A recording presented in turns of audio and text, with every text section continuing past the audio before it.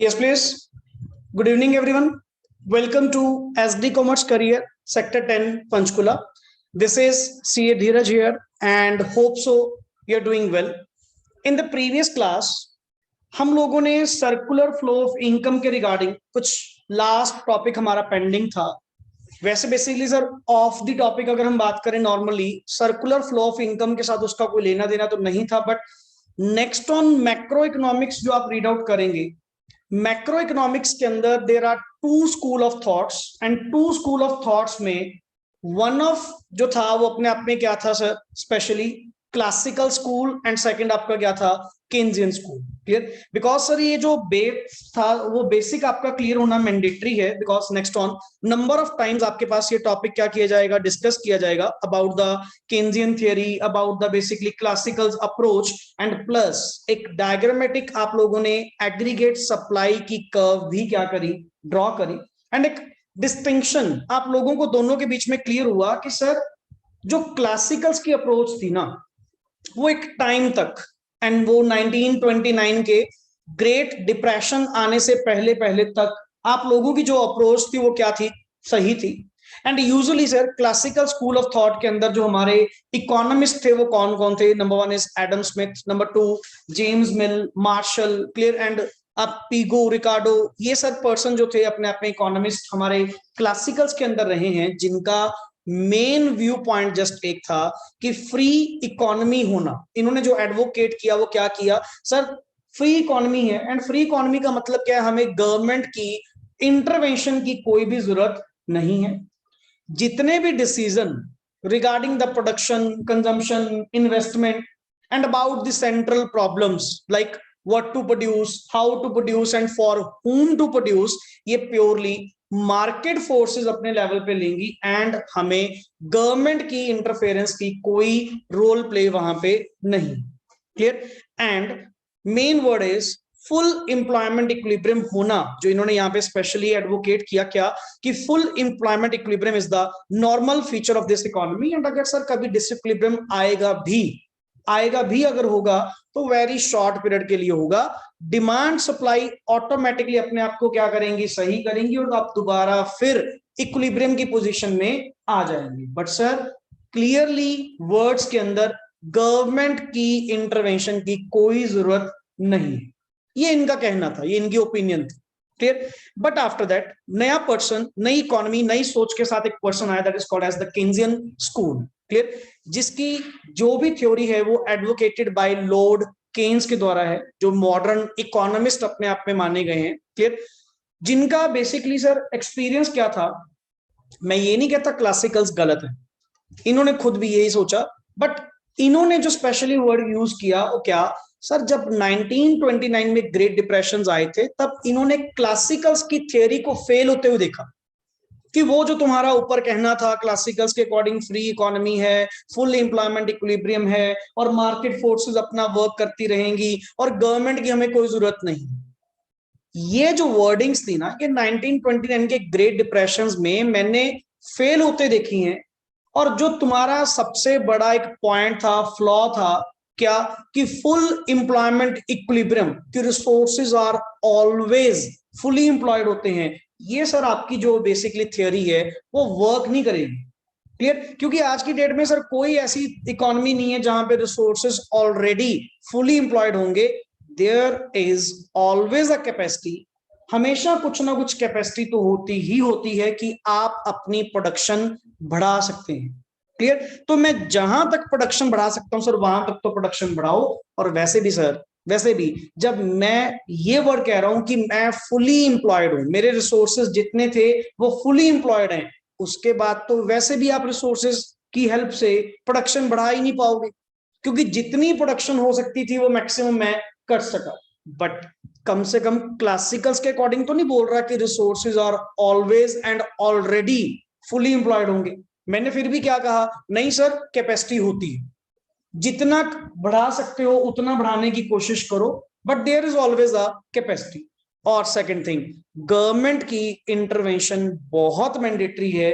Without government intervention sir ये जो depression की स्टेज आई थी ना 1929 में, ये अल्टीमेटली गवर्नमेंट ही थी जो आपको डिप्रेशन से रिकवरी की स्टेज में ले गई। अदरवाइज जैसा तुम कह रहे हो कि गवर्नमेंट का कोई रोल प्ले नहीं है, हमारी इकोनॉमी आज भी डिप्रेशन की स्टेज में होती। क्लियर? तो सर मैक्रो इकोनॉमिक्स में गवर्नमेंट का भी अपना प्रॉपर क्या है, रोल प्ले है। क्लियर? सो हम लोगों ने केन्जियन की थ्योरी के अकॉर्डिंग नेक्स्ट आगे परस्यू करना स्टार्ट करा, because modern economics, modern approach के साथ इन्होंने अपने आप को बनाया। तो आज की डेट में यूजुअली केन्जियन थ्योरी को क्या किया जाता है, फॉलो किया जाता है। आफ्टर दैट सप्लाई कर्व आपने ड्रॉ करी यहां पे दो अलग अलग प्रोस्पेक्ट्स के अंदर, पहला क्लासिकल्स एंड नंबर 2 केन्जियन। दोनों में फर्क क्या था सर? क्लासिकल्स का कहना resources are already fully employed, फिर तो सर आपकी जो सप्लाई कर्व है वो क्या आएगी, इनइलास्टिक, इररिस्पेक्टिव ऑफ प्राइस। कोई भी पर्सन आपको जितना मर्जी प्राइस ऑफर कर ले, मैं सप्लाई तो बढ़ा ही नहीं पाऊंगा। क्यों? मेरे पास जितने रिसोर्सेज थे, मैं सारे के सारे रिसोर्सेज, तुम्हारा कहना है, तुम्हारी अप्रोच के अकॉर्डिंग बात कर रहा हूं, तुम कह रहे हो जी resources are already fully employed, फिर तो सर मेरे पास कोई कैपेसिटी नहीं है, फिर तो मैं नेक्स्ट आगे प्रोडक्शन बढ़ा ही नहीं पाऊंगा, जितने मेरे पास यूनिट्स थे ऑलरेडी लगे हुए हैं। तो सर आप मुझे जितना भी प्राइस ऑफर करें, मेरे पे कोई असर नहीं होगा। क्यों? जब मेरे पास रिसोर्सेज होंगे तभी मैं सप्लाई कर पाऊंगा ना। सर जितने रिसोर्सेज थे वो ऑलरेडी क्या हो चुके, लग चुके। अब लेट इट बी, मैं कह रहा हूं जी यहाँ पे मेरे पास मेरी दिन की नॉर्मली सप्लाई है कि मैं 8 घंटे या 12 घंटे वर्क कर सकता हूं, मैक्स मैक्स 12 घंटे बहुत है, वैसे डे की शिफ्ट कितनी होती है, 8 घंटे। क्लियर? अब मैं अगर मैं ऑलरेडी 12 आवर्स इंप्लॉयड हूं, 12 घंटे मैं ऑलरेडी इंप्लॉयड हूं, तो सर आप मुझे जितनी भी फीस कोट करें, जितना भी रेट कोट करें, मैं सप्लाई बढ़ा ही नहीं सकता भाई। मेरे पास अगर देखो सिंपल सी बात है, रिसोर्सेज होते, आइडल कैपेसिटी होती, मैं फ्री होता, मैं कुछ ना कुछ करता, मैं कुछ ना कुछ करता, और सर आप मुझे अच्छा प्राइस दे रहे हो तो नेचुरली मैं काम करने को रेडी हो जाता। But sir if I am already fully employed, मैं सप्लाई कैसे बढ़ा सकता हूं, ये तो बता दो। समझ गए ना बात? तो यहां पे सर आपकी जो एग्रीगेट सप्लाई कर्व है वो बिल्कुल क्या रहेगी सर, पैरेलल टू किसके, Y axis sir, inelastic. क्या रहेगी, inelastic sir, irrespective of price. कल को प्राइस बढ़ाओ या कम करो, ये जो आपका सप्लाई है सर ये नहीं बढ़ने वाली। बट दूसरी तरफ आपने जो वर्ड यूज किया वो अपने आप में क्या था सर, क्लासिकल्स का कहना गलत है। ऐसी इकोनॉमी नहीं होती जहां पे रिसोर्सेज पहले से ही 100% इंप्लॉयड हो, ऐसा कभी नहीं होता। There is always a capacity होती है। अब लेट इट बी आप 80% पे काम कर रहे हो, लेट इट बी आप 90% पे काम कर रहे हो, मैं क्या सर चाहे 99 पे भी काम कर रहा हूं, still there is a ability ना, 1% एबिलिटी तो है कि आप अपनी प्रोडक्शन बढ़ा सकते हो। और जब जब आपके रिसोर्सेज क्या हो जाएंगे, फुली इंप्लॉयड हो जाएंगे, आफ्टर दैट तो आपकी भी सप्लाई कर्व क्या हो जाएगी, नेचुरली कांस्टेंट हो जाएगी।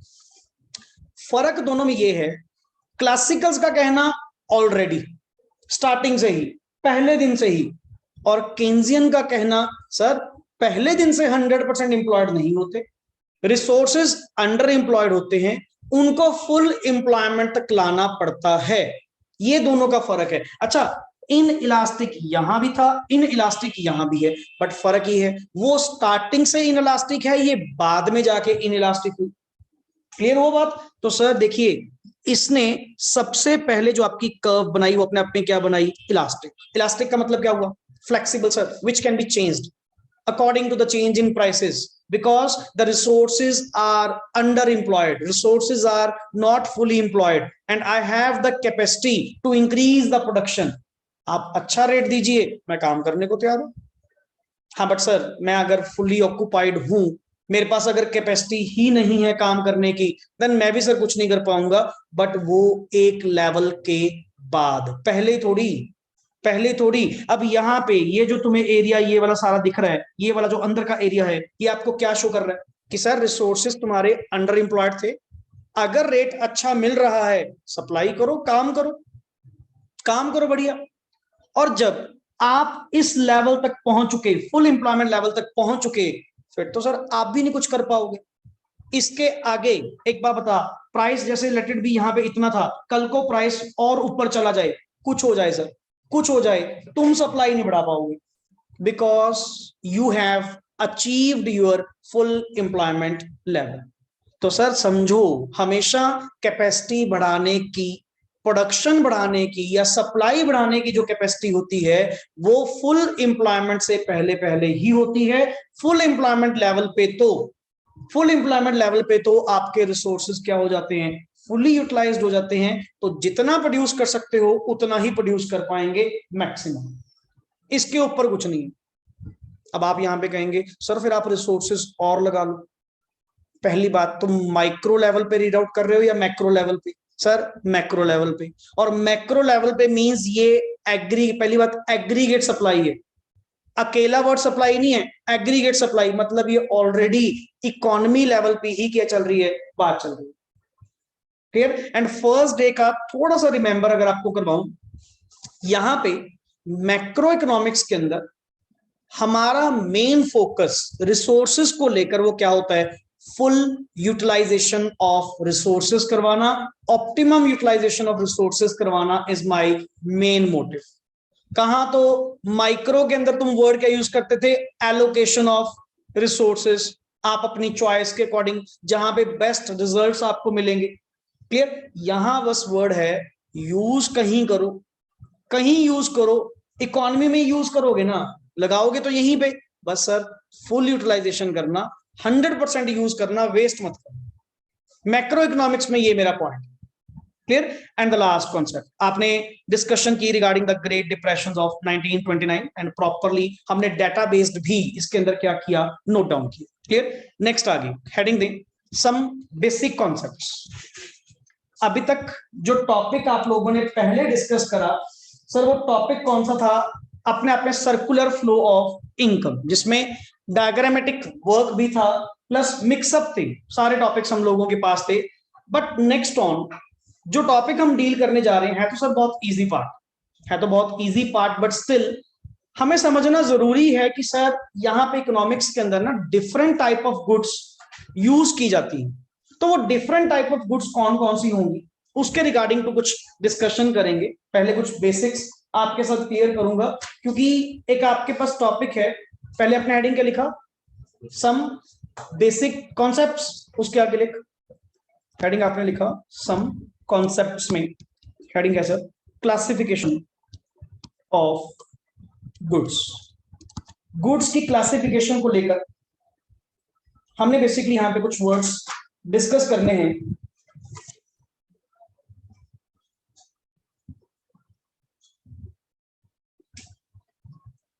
लिखे जी यहां पे, मैं पहले बेसिक आपके साथ डिस्कस कर लूं, जिसमें से नंबर 1 सबसे पहले इकोनॉमिक्स के अंदर जो हमारे क्लासिफिकेशन ऑफ गुड्स के अंदर टॉपिक आता है, या मोस्ट इंपॉर्टेंट वर्ड आप यूज कर सकते हो यहां पे।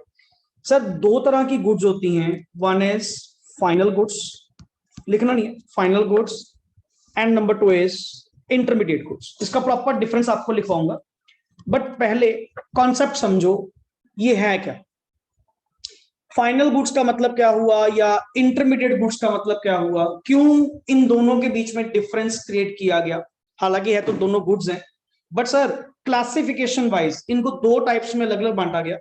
सर एक होती है final goods, final goods means those goods which are ready for consumption, जो सर अपनी ओर से बिल्कुल क्या पड़ी है, तैयार पड़ी, रेडी फॉर कंजम्पशन है, कंज्यूमर ने उसको क्या करना है, परचेज करना है, and he can directly consume it for the satisfaction of his wants, for the satisfaction of his wants, वो उसको डायरेक्टली क्या कर सकता है, कंज्यूम कर सकता है। और you can say that final goods वो होंगी सर जो अपने आप में बिल्कुल कंप्लीट होंगी, जो boundary line, production boundary line से क्या होंगी, बाहर होंगी।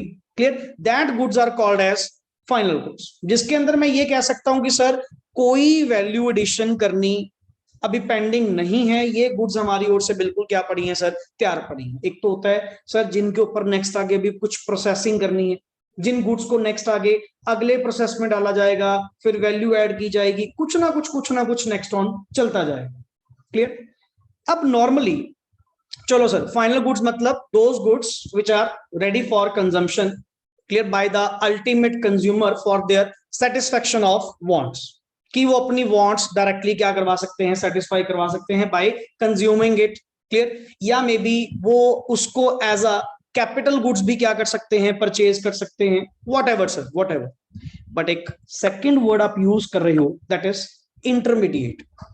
इंटरमीडिएट, इतना तो क्लियर है, ये सर फाइनल नहीं है, मतलब ये अभी तैयार नहीं है, इनके अंदर अभी कुछ ना कुछ वैल्यू एडिशन होना क्या है, पेंडिंग है, या जिसको वर्ड बोल सकते हैं कि अभी ये वर्क इन प्रोसेस है, ये भी फाइनल गुड्स नहीं है, ये भी इन बिटवीन है कहीं ना कहीं, और ये बाउंड्री लाइन ऑफ प्रोडक्शन के अंदर अंदर हैं। जब ये फाइनली प्रोड्यूस हो जाएंगी, कंप्लीट हो जाएंगी, देन ये गुड्स को आप वर्ड क्या यूज कर सकते हो, फाइनल गुड्स, बट स्टिल अब तक इनको वर्ड किसमें कवर करेंगे अपना, इंटरमीडिएट गुड्स। अब एक चीज नॉर्मली बताएं, हर पर्सन को सिंपल सी बात है सर, अपनी सर्विस प्रोवाइड करने के लिए या नेक्स्ट ऑन गुड्स प्रोड्यूस करने के लिए, उनको फाइनल बनाने के लिए मुझे सर कुछ ना कुछ परचेज तो भी करना पड़ेगा ना, लाइक रॉ मटेरियल। अब जो रॉ मटेरियल आप लोगों ने परचेज करा, क्या वो अपनी कंजम्पशन के लिए करा? वो रॉ मटेरियल जो आप लोगों ने परचेज करा, वो किस पर्पस के लिए करा? Next on goods and services को प्रोड्यूस करने के लिए। तो sir raw material is basically क्या वर्ड आएगा, इंटरमीडिएट गुड्स, एंड जो फाइनल आउटपुट तैयार होगी, जो फाइनल रिजल्ट तैयार होगा, वो अपने आप में क्या होंगी sir, final goods. Clear?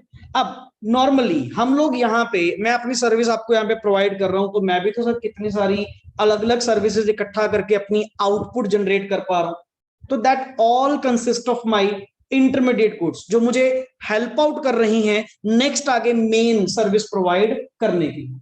Clear? Detail wise, definition wise चलते हैं। सबसे पहले लिखें जी, intermediate goods. Number one, intermediate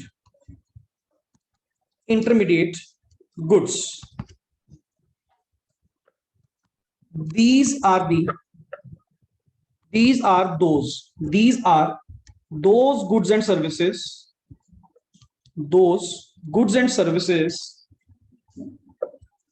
which purchased by one production unit from other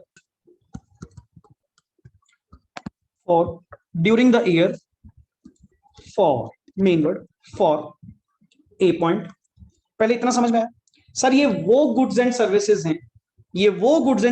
हैं, जो एक प्रोडक्शन यूनिट दूसरे प्रोडक्शन यूनिट से क्या करता है, परचेज करता है, बट सर किस पर्पस के लिए? For number one, further processing during the year, raw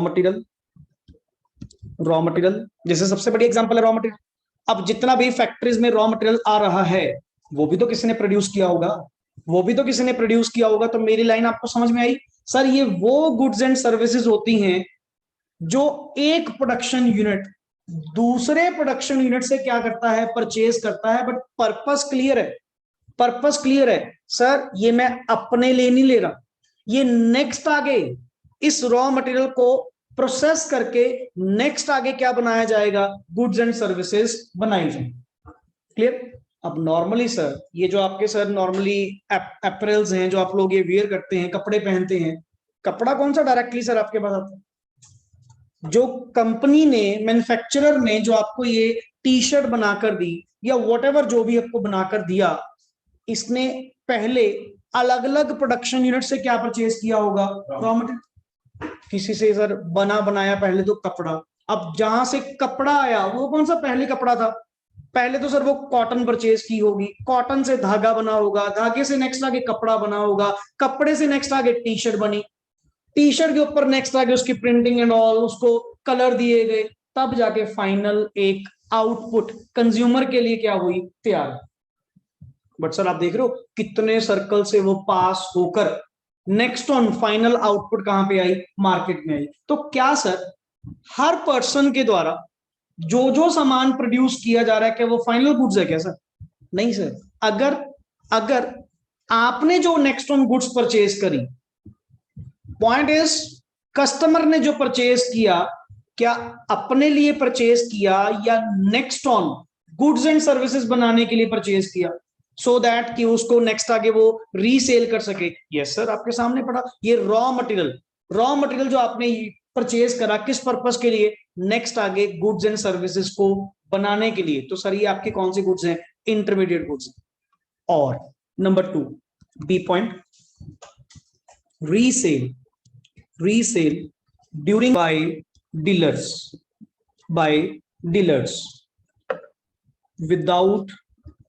without any alteration, without making any alteration, full stop।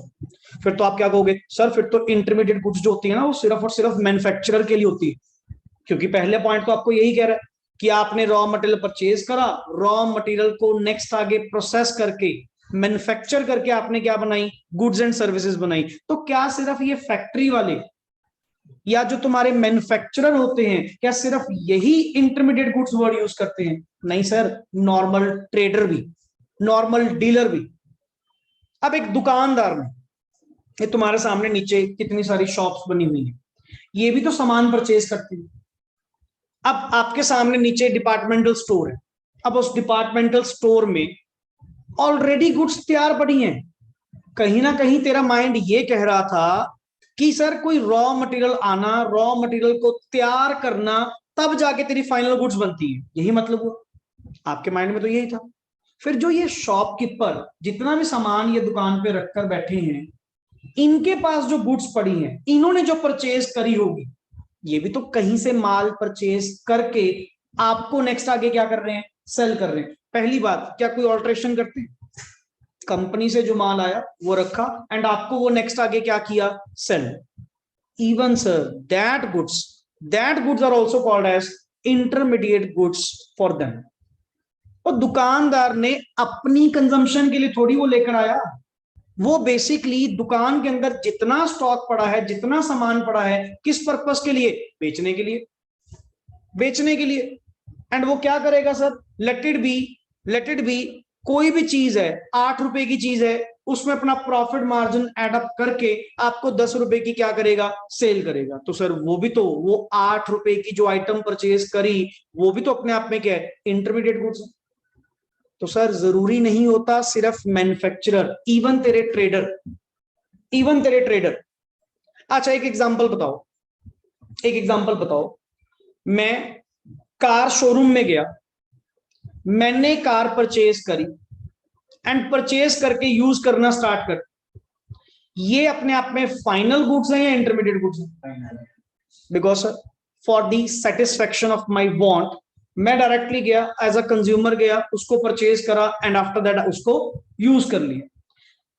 वो कार शोरूम में जो थी, वो भी तो किसी से परचेज होकर आई थी।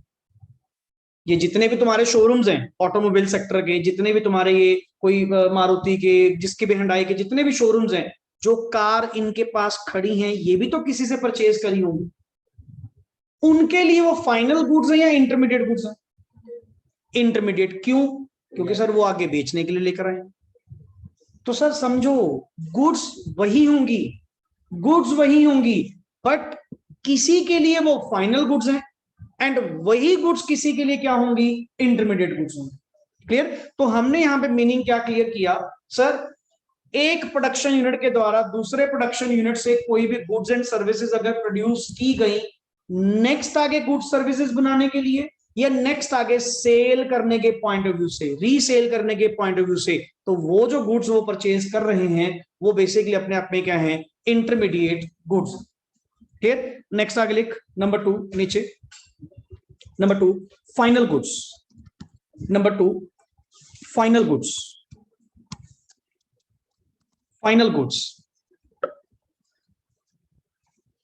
पढ़िए आगे लिखिए, goods and are purchased, which are purchased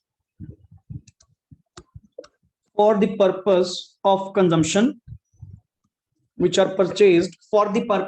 consumption,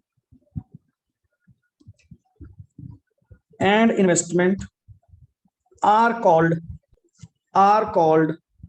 final goods, full stop.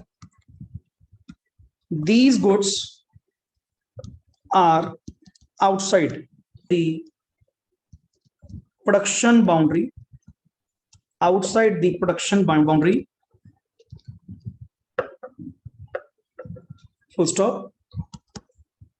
These goods are acquired for a point consumption, या तो सर इनको कंज्यूम करने के पॉइंट्स, कंजम्पशन कंज्यूमर गुड्स, वही बात है ना सर। अगर तो वही बात कंजम्पशन करने के लिए परचेज की जा रही है तो ये अपने आप में कौन सी होंगी, इन्वेस्टमेंट के पॉइंट से परचेज की जा रही है, investment called capital goods. Clear? हल्का सा लिटिल बिट यहां पे क्लासिफिकेशन में डाल दिया।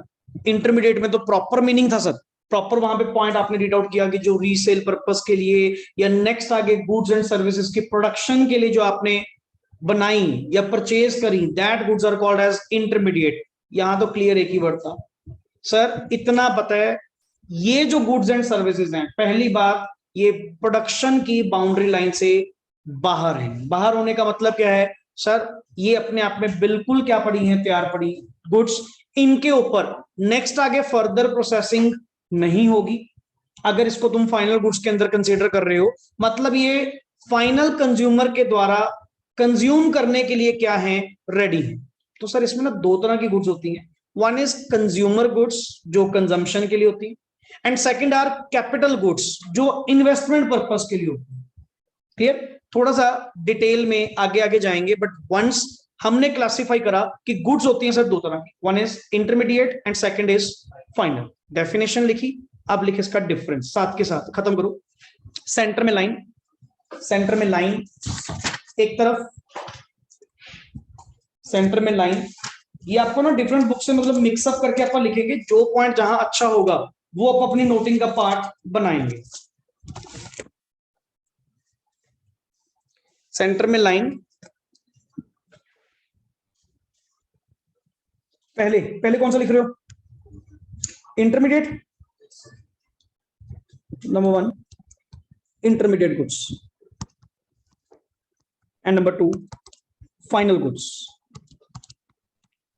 Final goods, intermediate goods and final goods. अपने को sir near about 4 to 5 points यहाँ पे चाहिए। एक तो मीनिंग तो हो ही चुका जो हम लोगों ने किया यहाँ पे, एंड आफ्टर दैट कुछ एग्जांपल्स आपके साथ क्या करूंगा, डिस्कस करूंगा, जिसमें आप पहचानेंगे कि कौन सी इंटरमीडिएट एंड कौन सी अपने आप में फाइनल। क्लियर? सबसे फर्स्ट पॉइंट लिखें जी, these goods remain within boundary line, within the boundary line of production, boundary are not ready for use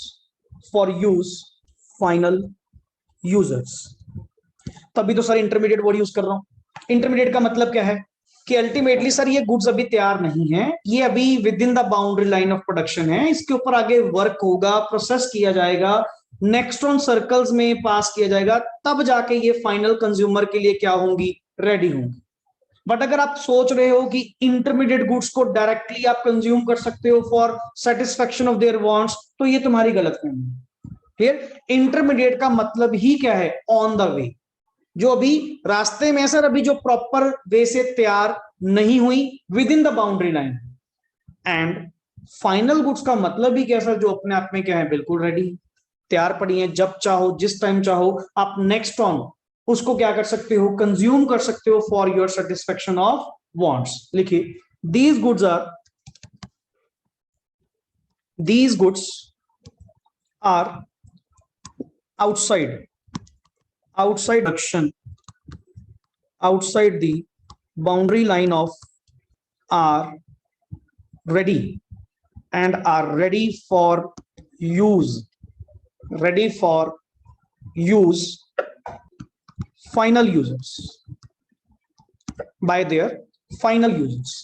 कि बेसिकली सर ये गुड्स अपने आप में बिल्कुल क्या पड़ी हैं, रेडी पड़ी हैं, एंड अल्टीमेट कंज्यूमर, अल्टीमेट जो यूजर है वो डायरेक्टली इसको क्या कर सकता है, यूज कर सकता है for satisfaction of their wants. पहला पॉइंट, आगे चलिए, next is number two. Number 2, value is yet to be added to these goods. Main फर्क, मैं डायरेक्टली पहले पॉइंट ही आपको वो लिखवा रहा हूं जो हिट करेंगे प्योरली कि अल्टीमेट दोनों के बीच में डिफरेंस क्या है। देखो कुछ पॉइंट्स ऐसे होते हैं तो कॉमन है, उसको ना लास्ट में लिखा करो, पहले तो वो मेन पॉइंट्स लिखो जो उसका मीनिंग प्रॉपरली क्या करते हैं, क्लियर करते हैं। क्लियर। नंबर 2 इधर लिखें, value is not to be added to these goods. Sir एक बात बताओ, आप किस बात की वैल्यू एडिशन करोगे? आप ऑलरेडी कह तो रहे हो कि वो अपने आप में क्या फाइनल गुड्स है, जो था जो कुछ है वो ऑलरेडी सब कुछ इंक्लूडेड है, इसके अलावा एक्स्ट्रा कुछ एड अप नहीं होगा। To be very clear. Clear. Number third,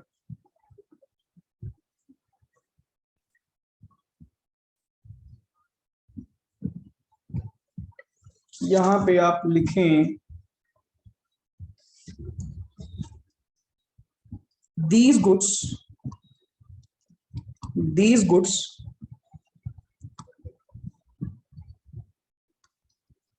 raw material used as raw material for the production of other goods।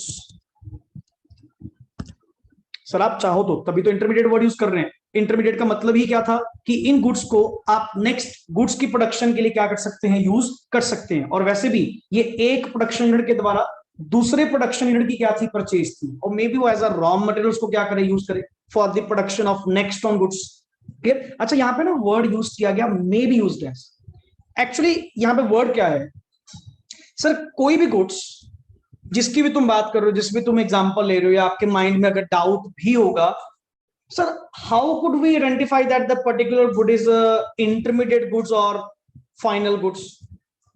It basically depends upon one word, what is the end use of that goods।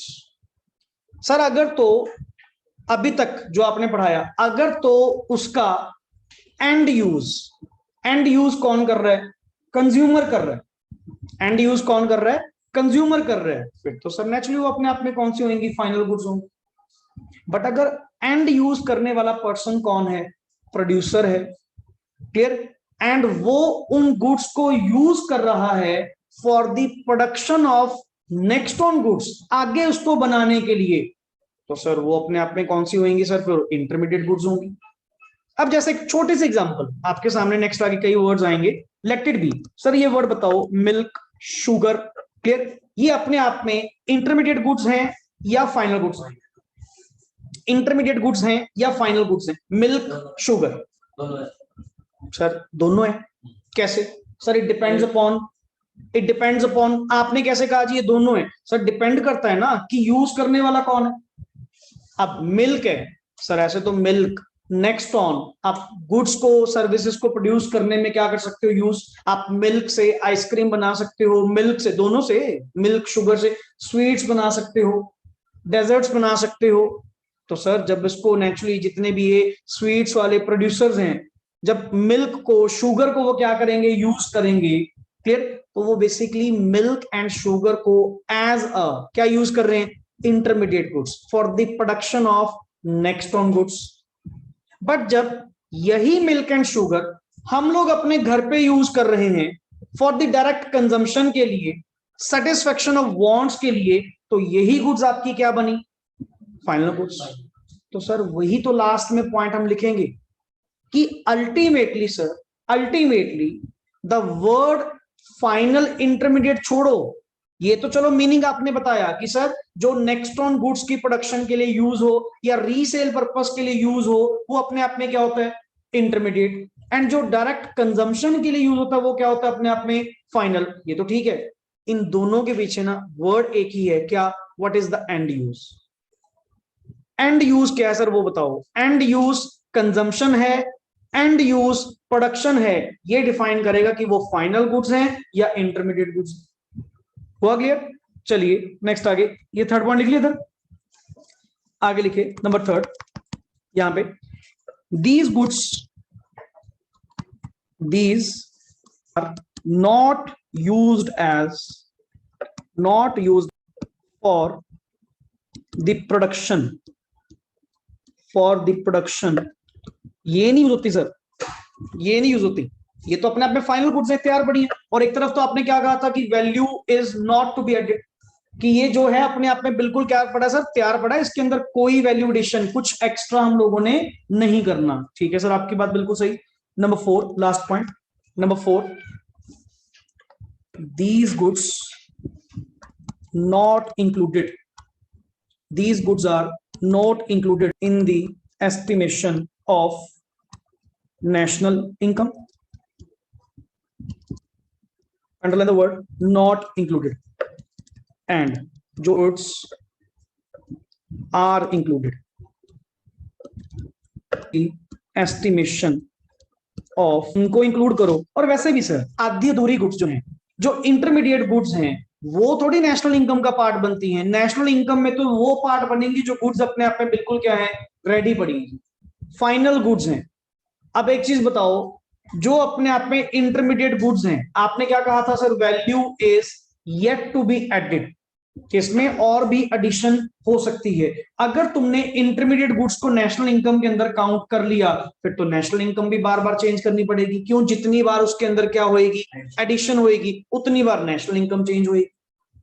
तो better है कम से कम include करना है, एक बार चीज बन जाने तो पहले, जब फाइनल गुड्स वो होंगी, फाइनल गुड्स के अंदर वो चीज आ जाएगी, देन उसको नेशनल इनकम के अंदर इंक्लूड कर लेना। कम से कम इतना पता है, जो चीज फाइनली एक बार क्या हो चुकी, रेडी हो चुकी, जिसके अंदर और वैल्यू एडिशन नहीं होगी, सर यहां से ना तेरा नेशनल इनकम का जो एस्टिमेशन है वो बिल्कुल क्या आएगा, सही आएगा। नहीं तो अदरवाइज क्या होगा, तुम इंटरमीडिएट गुड्स को अगर निकालते जा रहे हो, तुम इतने में एड अप करोगे, इतने में फिर वैल्यू चेंज, फिर इंटरमीडिएट गुड्स की वैल्यू चेंज। सर बेटर है इंटरमीडिएट गुड्स को नेशनल इनकम की कैलकुलेशन में मत लेके चलो, इसको साइड पे निकाल दो कि सर ये नहीं इंक्लूड होंगे, ये नेशनल इनकम का पार्ट नहीं बनेंगे। Only those goods which are finally ready for the consumption purpose और for the buy the producer for capital whatever investment के लिए, हम उसको इंक्लूड करेंगे, इसके अलावा नहीं करेंगे। हुआ क्लियर? कितने पॉइंट्स हुए? 4। एक लास्ट छोटा सा लिख लेते हैं, समटाइम्स काम आ जाता है कहीं ना कहीं। 5th point, expenditure, expenditure, these goods is called as create consumption, and इस तरफ expenditure, these goods is called final expenditure, final expenditure। बाकी सर अगर पॉइंट बनाना चाहो तो मीनिंग तो भी अपने आप में डिफरेंस है, हमने मीनिंग इसके अंदर नहीं लिखा ना, वो ऊपर हमने प्रॉपर डेफिनेशन बना के लिख दी थी, जिसमें आप लोगों ने intermediate cost and intermediate goods and final goods के रिगार्डिंग लिखा, वो भी तो अपने आप में एक डिफरेंस का पॉइंट है। मैंने आपको डायरेक्टली वो पॉइंट लिखवाए सीक्वेंस वाइज जो अपने आप में बिल्कुल इंपॉर्टेंट है। क्लियर? इसमें से अगर मैं नॉर्मली बात करूं, सारे ही पॉइंट्स हमने लिखे हैं, जो रेस्ट इंपॉर्टेंट नहीं था वो हमने पहले क्या कर दिया, ड्रॉप आउट। क्लियर? ये सर अपने आप में बिल्कुल फाइनल है। अब जैसे कुछ एग्जांपल्स आपसे डिस्कस कर रहा हूं, आप चाहे लिखना चाहो लिख भी सकते हो। क्लियर? कोई इशू नहीं बात में। सम एग्जांपल्स,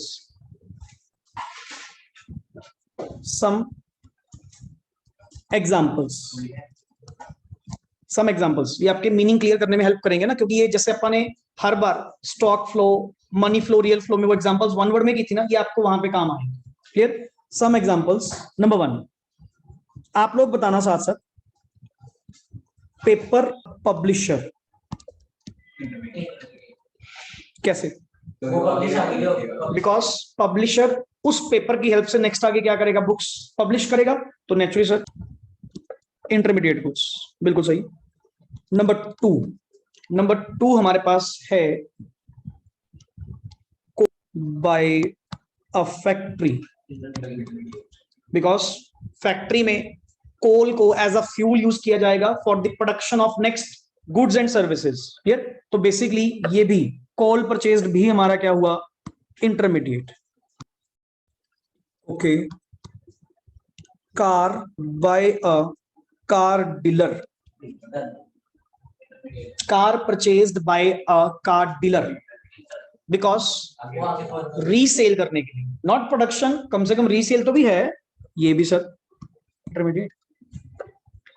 चलिए चेंज करते हैं, एंड इसका मतलब ही नहीं फाइल वाला, क्लियर। तो हमारे पास नेक्स्ट ऑन है text book student, okay, and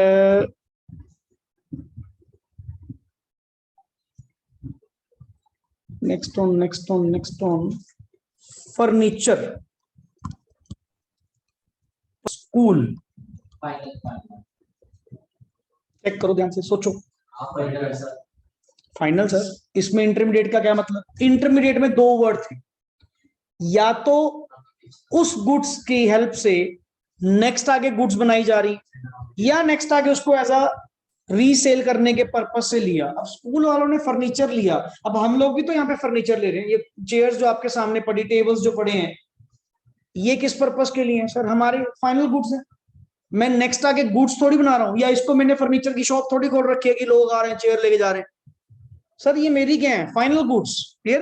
तो लिखिए final goods, okay, and after that purchased by a hotel, intermediate goods, okay. After that, number 7,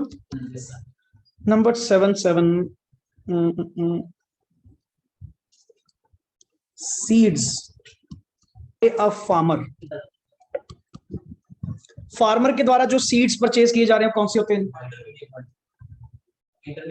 intermediate. Next आगे सर, तब अगर एज अ रॉ मटेरियल उसको यूज कर रहे हैं ना वो, बेसिकली देख intermediate, okay. And number 8 last. ऐसे तो सर बहुत एग्जांपल्स हैं, कुछ भी आप बना सकते हो। Computer installed in a office, office में जो फाइनल। बस कहने का मतलब ये है, अल्टीमेट सर, अल्टीमेट वर्ड जो आप लोगों ने यूज किया, इंटरमीडिएट गुड्स कौन सी होती हैं? वो गुड्स जिसकी हेल्प से नेक्स्ट आगे गुड्स को प्रोड्यूस किया जाए, हेल्प से भी नहीं, एज अ, उन गुड्स को यूज किया जाए in as a raw material. Main word वहां पे क्या था?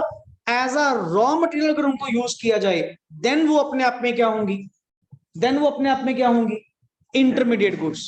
बट जिनकी हेल्प से, अब ऐसे तो सर ये कंप्यूटर्स हैं, ऑफिस में इंस्टॉल्ड हैं, ये भी तो सर्विस देने के लिए ही यूज होंगे, बट ये एज अ रॉ मटेरियल तो नहीं यूज हो रहे, कि जिनके बिना सर्विस ही नहीं पॉसिबल हो पाएगी। सर ये नॉर्मल आप लोगों की फाइनल गुड्स का पार्ट, क्लियर। और फाइनल गुड्स हमने पढ़ी थी दो, वन इज या तो कंज्यूमर गुड्स, या मे बी इन्वेस्टमेंट पर्पस के लिए capital goods, whatever you say, but these goods are outside the boundary line of production, clear. जो बिल्कुल ही सर, जिसके अंदर कोई वैल्यू एडिशन पेंडिंग नहीं है आपकी ओर से, बिल्कुल वो क्या है? Ready for the use, clear. एक छोटा सा डिफरेंस आज का इसी के बीच में, क्योंकि टॉपिक हमारा हो चुका। फाइनल गुड्स की डेफिनेशन में चेक करना, आपने दो वर्ड लिखे हैं, one is consumer goods and second is capital goods. Final goods की डेफिनेशन में चेक कर, दो वर्ड्स लिखे होंगे, पहला वर्ड कंज्यूमर गुड्स एंड दूसरा वर्ड कैपिटल। नीचे एक छोटा सा डिफरेंस बिटवीन, क्योंकि ये सर आगे ना थोड़ा कंफ्यूज करेगा कि कंज्यूमर गुड्स एंड 5-6 लाइंस का, एक तरफ capital goods, consumer goods and capital goods. Satisfy human. Sir consumer goods का मतलब ही क्या होता है? जो डायरेक्टली ह्यूमन वांट्स को क्या करवाएं? सेटिस्फाई करवाएं, that goods are called as consumer goods. But ये डायरेक्टली तो नहीं करती, जैसा आप वर्ड यहां पे यूज कर रहे हो, these goods human wants indirectly, मतलब इनकी मदद से नेक्स्ट ऑन आप अपनी वांट्स को क्या करवा सकते हो? सेटिस्फाई कर सकते हो, बट ये डायरेक्टली आपकी वांट्स को सेटिस्फाई नहीं करेंगे, clear. Number 2, they are consumers, they are used by consumers, and इधर these are used by producers.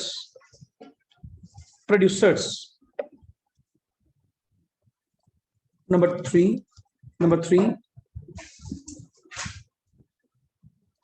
they have expected, जैसे कहते हैं ना शेल्फ लाइफ, उन गुड्स की जो लाइफ होती है वो कितनी होती है सर? कंजम्पशन गुड्स की तो बहुत कम ही होती है, जिनका नाम ही कंजम्पशन मतलब रेडी फॉर कंजम्पशन है। एंड जैसे आप नॉर्मली एक कोई भी सामान परचेज करते हो, वो उनकी सर आपको शेल्फ लाइफ गिवन होती है कि 1 मंथ 2 मंथ, कई तो डेज में होती है। जैसे मिल्क प्रोडक्ट्स, इनकी तो सर डेज में होती है, 7 डेज 2 डेज 3 डेज, तभी तो ये कंज्यूमर गुड्स में आते हैं। क्लियर? बट सर जो कैपिटल गुड्स है ना, इनकी capital goods are generally have an R word नहीं आएगा, capital goods generally have, फिर R word नहीं आएगा, capital goods generally have an expected of more than like machinery. जैसे मशीनरी अपने आप में क्या है सर? Capital goods. अब मशीनरी कौन सा सर 1 साल में खत्म होने वाली है? हाँ, बट सर देखो, जैसे मशीनरी है, मशीनरी डायरेक्टली आपकी सेटिस्फाई नहीं करवा सकती आपकी वांट्स को, बट मशीनरी की हेल्प से नेक्स्ट आगे जो प्रोडक्शन की जाएगी, आपको इनकम अर्न होगी, इनडायरेक्टली ये आपको क्या करती हैं? हेल्प आउट करती हैं। बट सर जो मशीनरी रेडी है, तैयार पड़ी है, जिसको प्रोड्यूसर डायरेक्टली परचेज कर सकता है, अपनी फैक्ट्री में इंस्टॉल कर सकता है, that is called as capital goods. And main point is, एक जो कंज्यूमर गुड्स का जो बेसिकली लाइफ टाइम है वो थोड़ा कम होता है, एंड कैपिटल गुड्स का जो life time, expected life time है, वो मोर देन क्या होता है? 1 ईयर।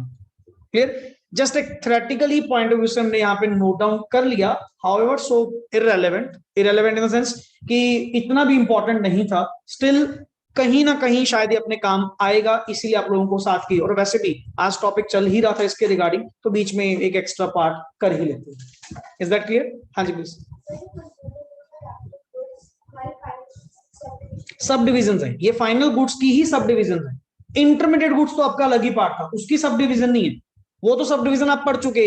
जो वो गुड्स जो एज अ रॉ मटेरियल या रीसेल पर्पस के लिए परचेज की जाए, वो अपने आप में क्या होती हैं? इंटरमीडिएट। ये फाइनल गुड्स की ही पार्ट है। One is consumer, simply if you directly consuming and satisfying your wants, then it is final consumer goods या consumer final goods.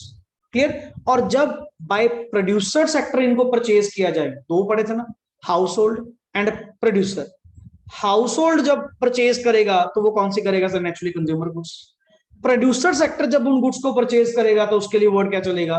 Capital goods, क्योंकि उसकी मदद से वो नेक्स्ट आगे क्या करेगा? प्रोडक्शन कर पाए एज अ इन्वेस्टमेंट। क्लियर? तो ये सर अपने दो वर्ड्स हैं, one is consumer and second is producer, sorry capital goods. हुआ क्लियर कॉन्सेप्ट? नेक्स्ट ऑन ये एक पार्ट हमारा कंप्लीट हो चुका। इसका नेक्स्ट वर्जन थोड़ी सी रिवीजन के साथ, जैसे आज आप लोगों ने बेसिक्स करा, नेक्स्ट क्लास में ये पैटर्न है मेरा काइंड ऑफ, यहां पे आज आपने बेसिक करा, नेक्स्ट क्लास में इसका थोड़ा सा एडवांस्ड पार्ट, तब तक आप इसको प्रॉपर थोड़ा रिवाइज भी करेंगे। एंड कोशिश कीजिए डेली का डेली लेक्चर आप लोगों का जो है घर पे जाके इसके ऊपर प्लीज 15-20 मिनट्स आप डिवोट जरूर करें, या आने से पहले, नेक्स्ट लेक्चर से पहले कम से कम एक स्क्रीनिंग जरूर करके आए लास्ट लेक्चर में हमने क्या करा। Is that clear? ओके जी, thanks a lot. And Karan कोई डाउट? ओके जी, ठीक है, ओके जी।